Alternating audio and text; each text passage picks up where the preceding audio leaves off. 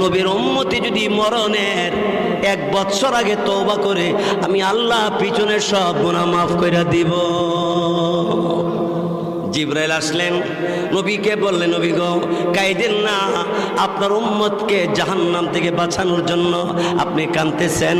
আল্লাহ রাব্বুল আলামিন আমাকে সংবাদ দিয়ে পাঠিয়েছেন, আপনার উম্মতি যদি মরণের 1 বছর আগে তওবা করে, আল্লাহ তাআলা পিছনের সমস্ত গুনাহ খাতা মাফ করে দিবে।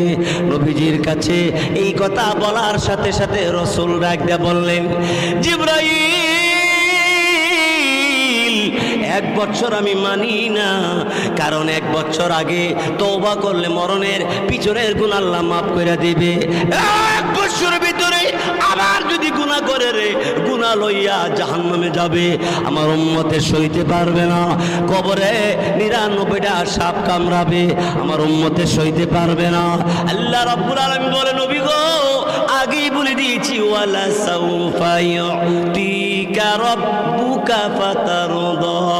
নবী গো আপনি টেনশনে পড়বেন, আমি আল্লাহ আপনাকে সান্ত্বনা দিব।